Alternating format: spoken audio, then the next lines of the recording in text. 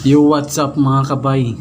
So ngayong araw mga kabay, tuturo ko sa inyo kung paano malalaman yung bahay ng pugita or octopus. Kasi maraming nagko-comment sa comment section na kung paano malalaman ang bahay ng pugita. Tuturo ko sa inyo mga kabay kung paano malalaman yung bahay ng pugita. So ganito lang. Ito mga kabay oh. Ito yung bahay niya oh. Yan.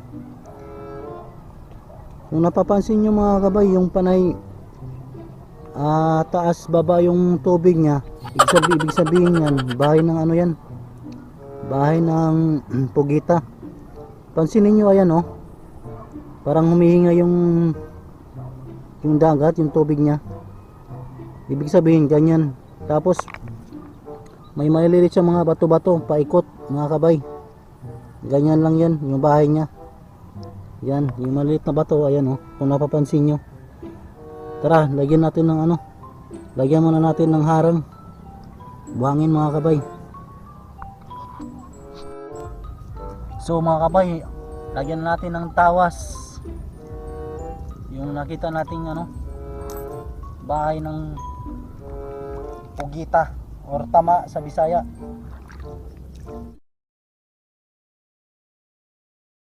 Katulad na lang nito mga kabay, kung pansinin nyo, taas baba yung tubig dagat niya.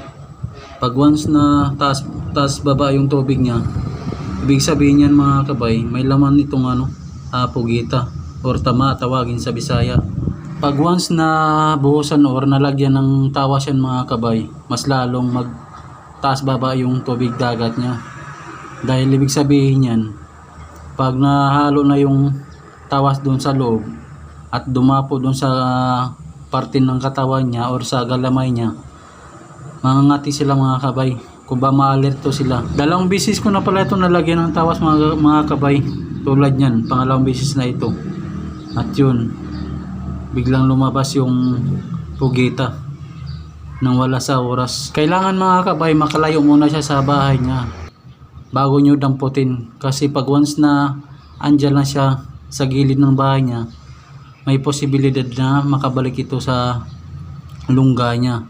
Hindi nyo na ito makukuha dahil madulas. Pag once na nakuha ninyo ito, tapos yung mga galamay niya nasa loob ng lungga niya, mapuputol lang yung galamay niya, sayang lang.